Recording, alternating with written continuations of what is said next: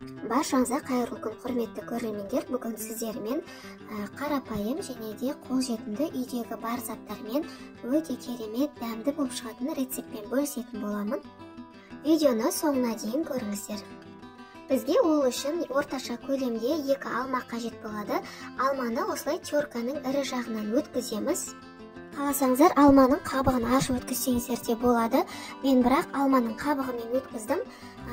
Түрі де әдемі болады және де дәмді болып шығады. Алманың барлығын өткізіп болғаннан кейін алманың үстінен 5 ас қасық манная крупа саламыз. Жақсылап араластырамыз. Біздің манная крупамыз алманың суымен араласқаннан кейін жайлап ісіне бастайды.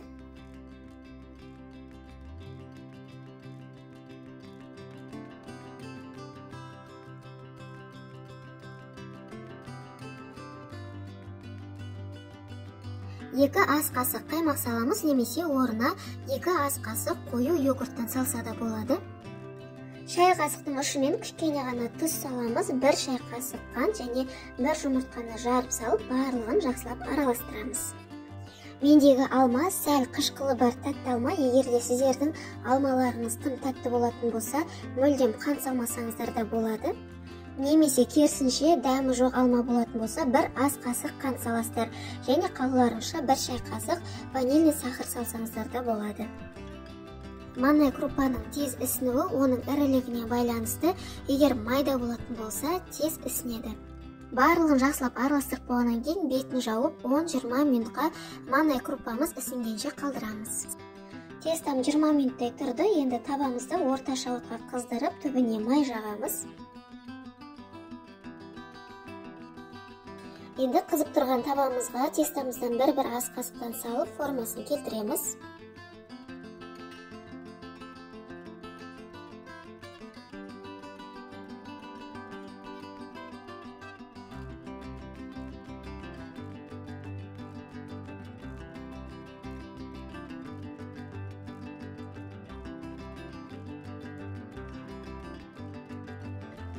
Асты сарғайып қызарған кезде екінші бетіне ауыстырамыз.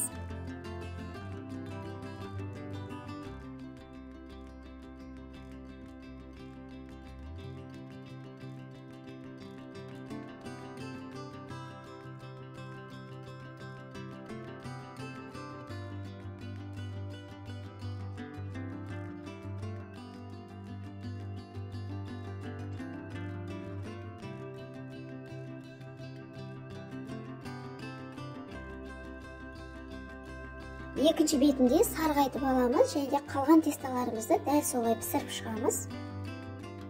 Бізде осындай үйдегі қолжетімді бар заттармен өте ерекше дәмді оладьилер шығады.